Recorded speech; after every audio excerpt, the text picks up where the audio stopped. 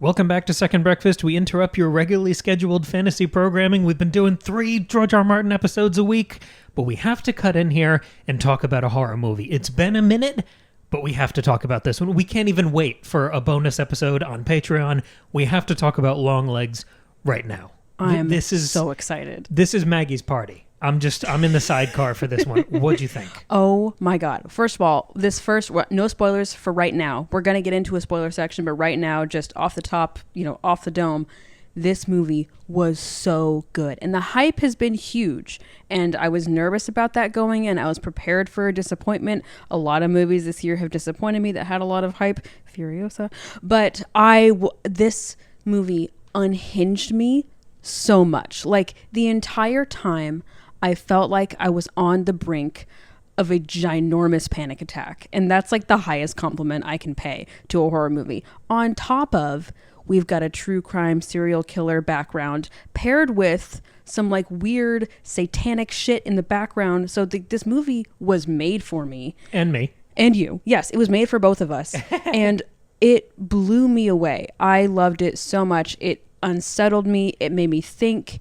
It paid homage to some of my other favorite horror movies. Like, this really had it all. Let's talk about the hype for a second. This movie has the best marketing I think I've ever seen for a horror movie. They've done such a good job. Which is incredibly scary. Mm-hmm. I don't mean scary in the good way. I mean scary in the bad way. Because the trailers are fantastic. The posters are fantastic. They screened it very selectively to certain critics. So when it popped on Metacritic and Rotten Tomatoes and all those other things, it was at a 100.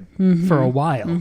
And the hype, the excitement, the early impressions you saw on social media were meteoric. It was unbelievable, the superlatives people were using to talk about this movie, which sets expectations at an unreal level. Yeah. And we've seen this trailer a bunch of times because we go to Alamo Drafthouse all the time and they've promoted it pretty heavily.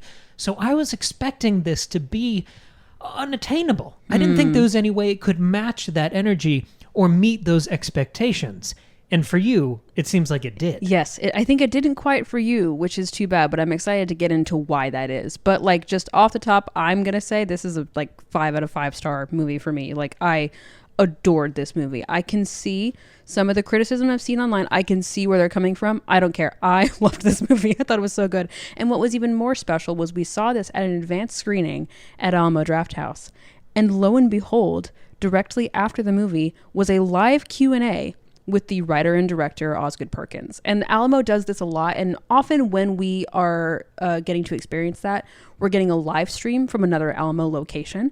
This was like at our exact theater. He was in the room. He was in the room, yeah. And we got to listen to him speak, and that was such a delight. And then after, they gave us all little film strips from the movie. Also, we saw it in 35 millimeter. It was such a spectacular experience. As an experience, it was pretty incredible. And he was informed and interesting. He was really cool. Charming in that curmudgeonly way. Yeah. Yeah, I mean, the craft of the film, the aura, the energy, the music, everything that rolls and snowballs together to create this intangible sense of fear and dread. I thought all of that was incredibly achieved on screen. For sure. So if you have not seen the movie yet, this I think is your chance to maybe pause the episode now, go watch the movie, because it's really best if you don't know much going in. All I knew going in was serial killer, Nicolas Cage is in it, but I haven't seen him in any of the images. Like, his character design will be revealed in the movie, and it's supposed to be scary, and there's some satanic shit. Like, that's all I knew, and I think that's all you should know going in.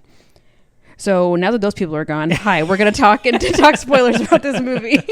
Cam's got a nice little structure. What do you want to talk about first, Cam? So we've got a couple things, because I think this movie, like every other movie ever made, is a collection of influences and inspirations, and then it creates on top of that. And I think Osgood Perkins was incredibly open about some of those during the Q&A. He seemed to totally lean in to the building blocks that he then jumped off of to create this story. So I want to talk about some of those. Yeah, let's do it. The thing that hit me almost immediately in the movie is that the character, the lead, the FBI agent, her name is Lee Harker. Mm-hmm. So going into this movie, which I know it's a police procedural, I know it's a serial killer investigation, but the way the trailers and the promo have framed it for us, it feels like a monster movie, a creature feature, right? going into that sort of setup and naming your character Harker, we have to start with Dracula. I love that. And I think also Nicolas Cage's character design, the design of Longlegs, he's so hyperbolic and terrifying that he looks like a monster. Like, so it feels like a creature feature in that literal sense as well. He also played Dracula last year in Renfield. That's right. He did. Good I'm just for him. remembering that live. But that Harker name, that's what I was chewing on for the first few minutes of the movie. What is this doing? Because I feel like that's throwing down a flag. Because Dracula is so well known in Gothic fiction, in just our cultural memory. Popular culture, yeah. We know the name Dracula. We know Dracula's cat. It doesn't really have its own name. We know the castle. And I think Harker is like just below that in our consciousness, the name for that protagonist. I think if you ask the average person who's the main character in Dracula, they'll go, I thought it was Dracula. Like, they probably won't know. Okay, yeah. It's a little less commonly for known. the freaks. Yeah, for the freaks like you and me. Horror, it attracts devotees. People who become masters of the genre. They love doing their homework, the references, the genealogy of all these different subgenres. I think you're throwing down a flag for horror fans. And for me, that clue was about the posture that we were taking at the beginning of the film, where we have the protagonist, because I think you're right, Jonathan Harker isn't really the protagonist. He's the protagonist of the first third of the book. Right, yeah. And then it broadens out and you get this ensemble trying to take on Dracula. But this is a tighter focus. It's a shorter story. So having that character who is the newcomer, who is unaware of the power and mystique of this scary figure that they're slowly getting closer and closer to as Harker shows up at Dracula's castle and gets sort of destroyed from there. It's cluing you in on the posture about the protagonist in relation to the antagonist. But it's also queuing up Longlegs and Nicolas Cage, because Dracula at the beginning of the story, when you're pretty much in Harker's POV from his letters, Dracula is this distanced mythological figure. Right. And when you start to get flashes of who he really is, when Harker out the window at night sees him crawling along the roof of the castle, you get flashes of, oh shit, this isn't just a guy. This is something else. Something else, yeah. And I think, again, that's how Perkins was throwing down the flag here, of this is how I'm going to introduce and slowly escalate this character until he becomes something more than human. In the same way Dracula is more than human. This vampire, it's vampire, I guess, in different versions, in different shows and movies. Sometimes it's much more supernatural. Sometimes it's really just a guy with a couple weird rules about garlic and sleep times. Right. But I think it's opening the door for that graduation into the supernatural. Totally, yeah. Let's talk about that for a moment, though, because I know you had some strong feelings there. Well, yeah. Like I said, I think like just the design alone, the look of Longlegs feels supernatural in that he doesn't look like a normal person. He's done in this incredibly hyperbolic way, both in like the way that his, like, it's Nicolas Cage is obviously wearing prosthetics, like that's not his real face, but what's frightening about it is that the way that his nose and mouth and like eyebrows look, it looks so overdone and so over the top. On top of, you can tell that as this doll maker, Longlegs has added elements to his face, either in his makeup or in other like weird changes he's made to his face that give it, again, that like uncanny hyperbolic quality that makes him look unnatural.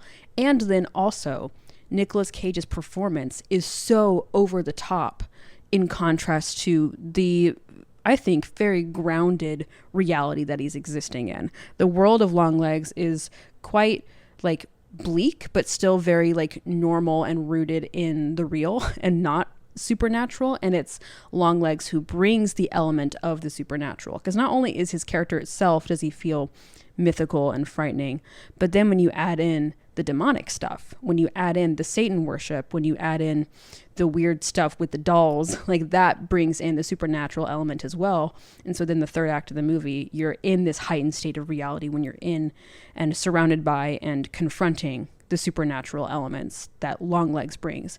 Even after, spoiler, he dies, Longlegs continues to it continues to affect people around him. His plans continue on.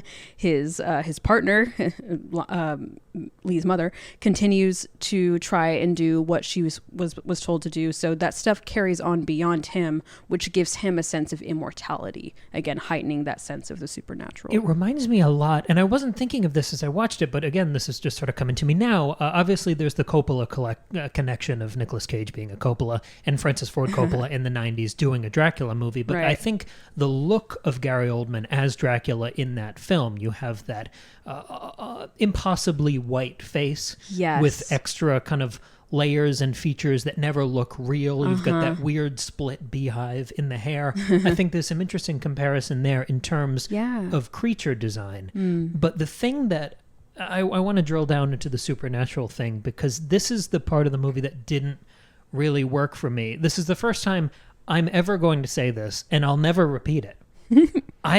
I didn't like that this movie became a Faustus story. I was so interested by that. So yeah, at the end, like obviously like what happens is you got this Dracula thing going, this supernatural thing, this guy who's leeching off of others, right? And almost creating his own familiars by, you know, introducing these dolls and getting people to kill their families. But then you move into the deal with the devil thing where they say that like that is quoted multiple times in the movie. Lee's mother has made this deal with Longlegs and by extension with the devil in order to keep Lee alive. So Cam, what didn't you like about that turn? I don't know. I really liked the setup of this movie where it felt miserable and grounded and dark and spooky.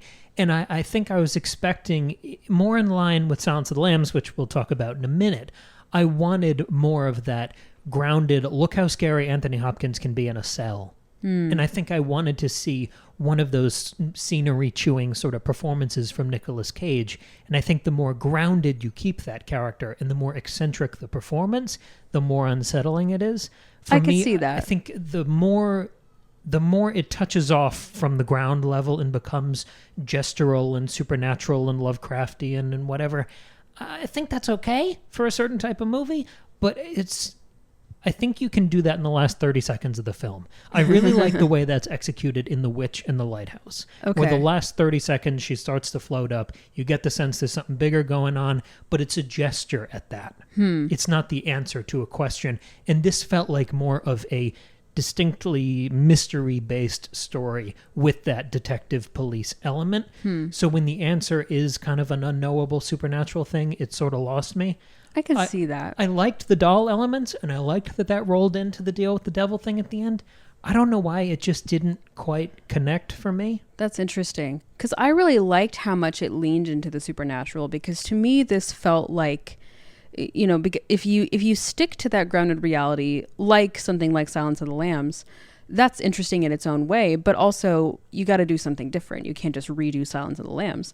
And so I think what this movie was doing was playing with the question of, what if the serial killer really was this mythical being? What if he really was this terrifying, like, devil worshiper who truly had demonic powers and was able to, you know, have influence on us in a supernatural way? Because the myth of the serial killer in America especially is so weird and gross. And Osgood Perkins talked about this in the interview. He said that he in reality, serial killers are not these mythical, romantic, glorified beings. They're actually just gross guys. Like, they're just disgusting pieces of shit. Like, they're not Anthony Hopkins in Silence of the Lambs. They're larger than life. They're not that, yeah. But here he's sort of like letting that go to, I think, almost it's the most heightened state of what if they really were on that level, and what would that actually look like? What if all that stuff really was real? What if serial killers did make deals with the devil and cause people to kill their own families? I think that's really interesting. It didn't work for me. I mean, I think it's how I felt about the difference between the first and second It movies, where the first one was freaky clown. And the second one, when you start to move into, oh, he's kind of a Bogart and he's a representation of all this stuff, and then you get the big turtles. It becomes a mess. Once it gets too supernatural, horror usually leaves me behind. I mean, I understand that. I think, and a lot of supernatural horror does kind of, it can bore me, but I think because there was so much about it that was still rooted in the real, and I think, like, it was about how these supernatural things affect us on a real level instead of just carrying it up to that level and not coming back down to earth. I think that's why it worked for me. I'm still chewing on this. I don't think I have a definitive opinion about it. I mean, it's a good sign that I'm still thinking about the movie this intensely days later. Yeah. And we already have plans to see it again. But to pull back to this Dracula thing, I did catch during this Q&A that Osgood Perkins mentioned, he mentioned Dracula in one context. And maybe for him, this is why he dropped in that Harker reference in the protagonist's name, because he paid deference to the Universal monster movie, Dracula, that first one, the Todd Browning film. And he mentioned the framing style and how much headroom it leaves above the characters, how open the frames were, all that liminal space that makes the movie so unsettling and scary. It makes you feel complicit and kind of detached from reality. Yes, yes. That part I loved. Oh, I loved that too. Quibbling with the ending of a horror movie does nothing for my affection or enjoyment of the film.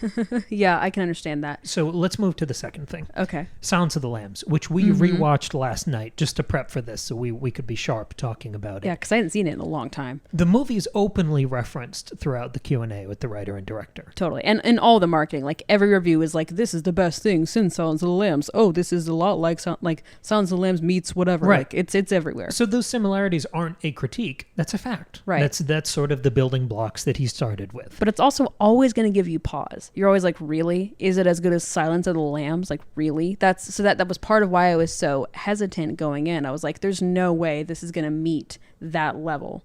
And I think in some ways it did, but in a different way. It's hard because Silence of the Lambs is probably one of the best movies ever made. Yeah. I also don't know if it's a horror movie. Silence of the Lambs I would not call it horror. Right. I would call Silence of the Lambs a very tense thriller, whereas I would call Longlegs horror. Yeah. Like, that is a horror movie. Yes. Like, some people are still calling it a thriller. I'm like, just because there's police in it? Like, no, this is a horror movie. Just because there are no teenagers kissing? Like, this is a horror movie. Shut up. Shut up. This is the scariest thing I've ever seen. How is this not a horror movie? And I think it does something interesting with those building blocks. This isn't a straight retread of Silence of the Lambs.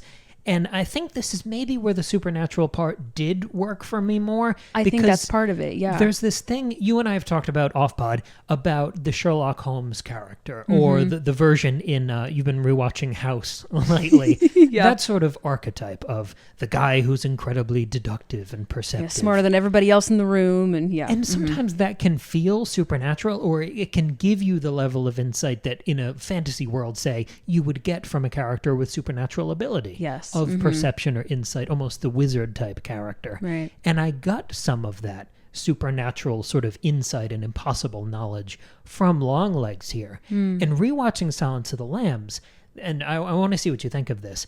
I think the innovation that Longlegs brought to the Silence of the Lambs formula is by combining parts of Buffalo Bill and Hannibal Lecter. Yeah. Because Longlegs is not just stalking this investigation. He's introducing himself into it at various points. When he breaks into Lee Harker's place and leaves the note, yes, when he signs into the asylum using her name, he is involving himself in the investigation into him.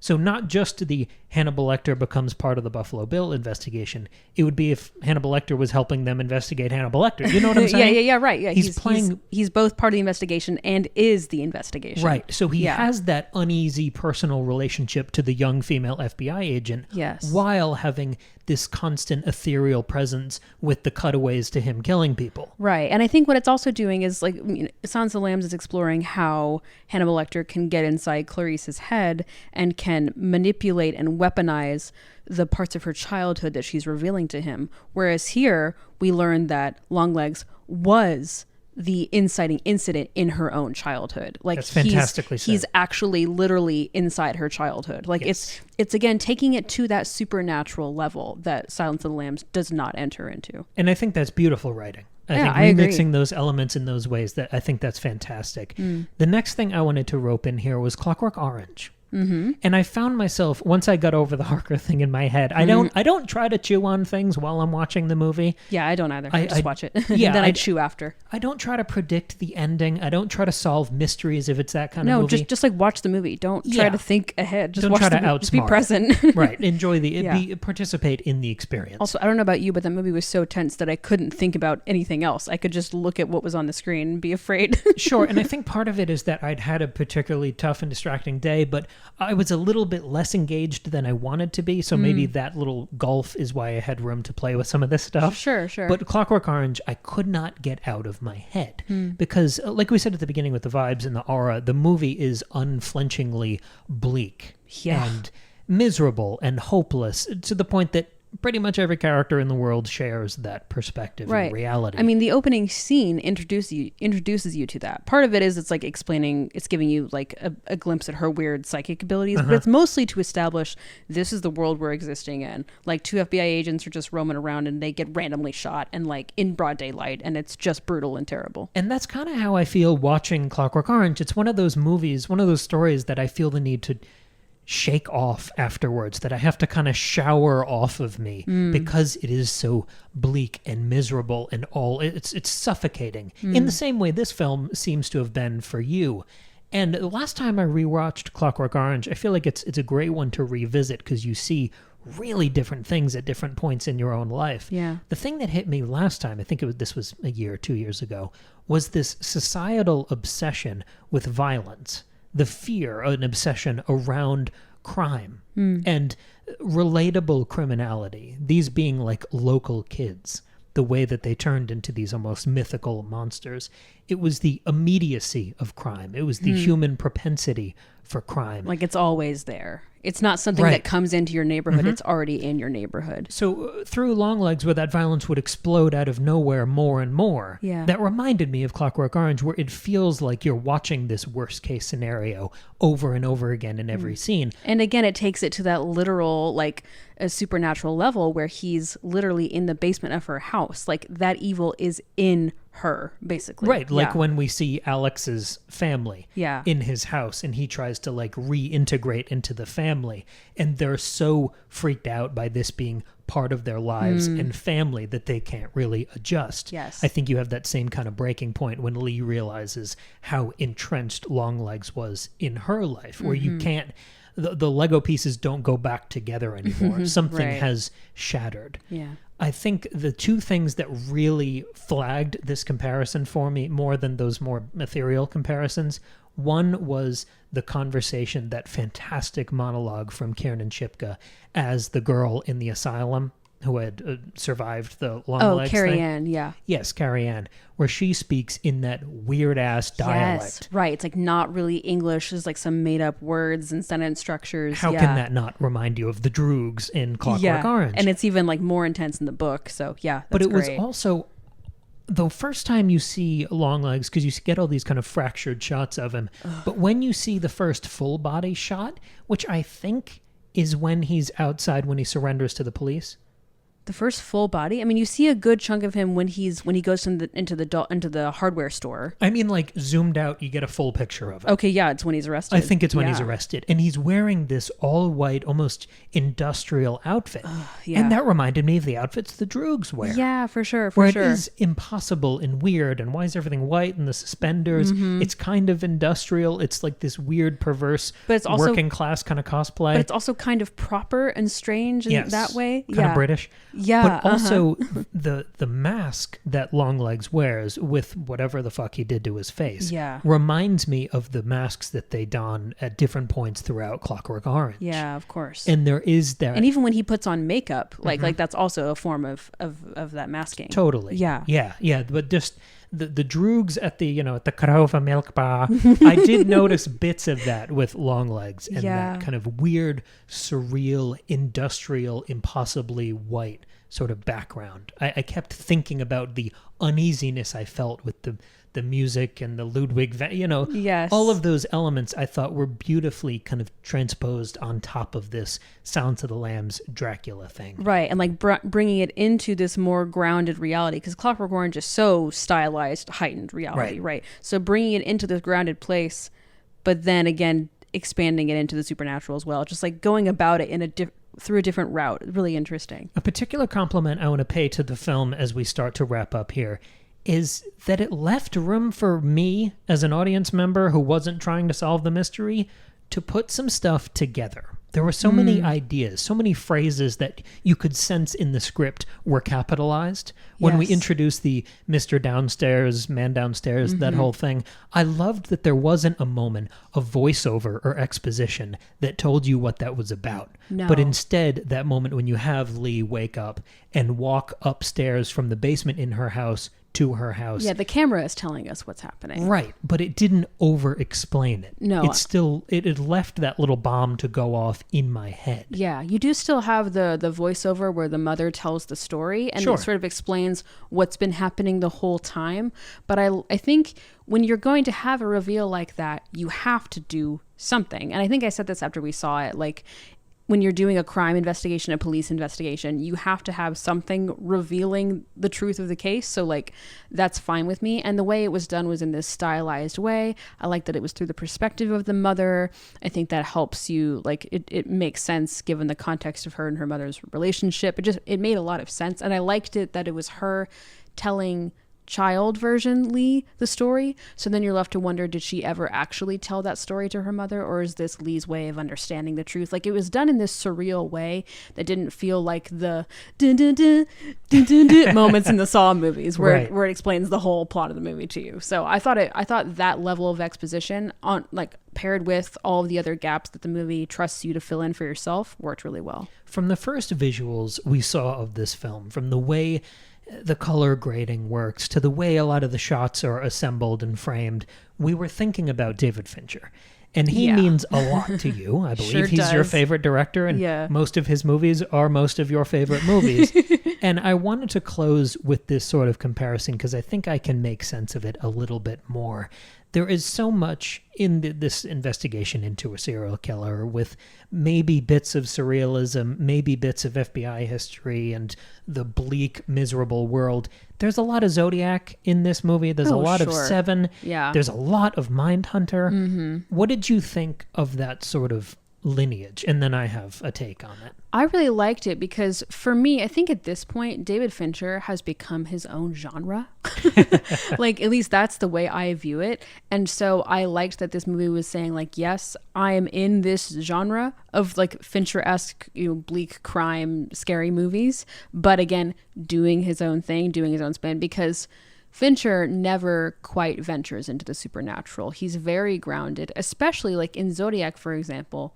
He was very, very intentional about being as accurate as possible, especially when dealing with the actual murder cases or attempted murder cases with Zodiac. So that makes sense. And even in Seven, when somebody like John Doe is so heightened and hyperbolic, and he has a supernatural flavor, but he is still ultimately just a human, and nothing that happens is out of the realm of possibility. So here, again, like, Osgood Perkins is taking that and heightening it to the supernatural. And so I liked that he was playing in that sandbox because it's one of my favorite sandboxes. But it also didn't feel like he was trying to make a Fincher movie. Like, it looked so different. It felt like Fincher in its content, in its worldview, in its characterization, and it just, like, looked incredible. But it didn't look like a Fincher movie. The coloring is very different. There's a coldness to so much of it that you don't associate usually with maybe like Dragon Tattoo, but maybe less than the traditional Fincher yellow-green look. And the camera work feels really different, and it was a little bit more experimental in its camera work, I think, too. Like,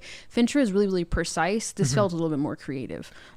So I thought it was different enough, but playing in that delightful sandbox. It's one of the building blocks that we've played with thus far. I think you can look at Dracula, you can look at Faustus, Silence of the Lambs, Clockwork Orange, and then you can look at the Fincher aesthetic. But it is a jumping off point. This is not just a pastiche or an imitation. It's a jumping off point. It almost reminds me of the wonderful, more lineage-based relationship between something like Texas Chainsaw Massacre and X.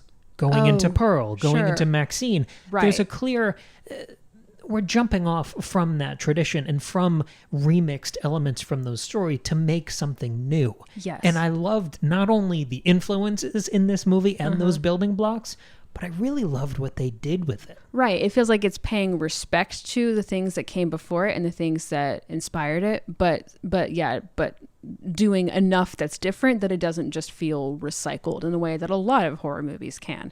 It felt like somebody who knows their film history, and he would. He's a Perkins, but so I really liked that. I also thought that his daughter was in this. We learned that in the Q&A after the movie, he said that his daughter is the girl at the checkout counter in the hardware store, and I just thought that was so funny and cute. I liked that a lot. There are so many ways to talk about horror movies, and the more you and I have gotten into horror movies over the course of this podcast, I mean, you can look at how many horror episodes we've done now as regular episodes, and of course over on the Patreon. The last breakfast buffet, one of those that we did, was talking about female body horror through the lens of 3 or 4 different contemporary horror movies. That was really fun. I think it was actually 5 movies. We talked about a lot of movies in that. Yeah.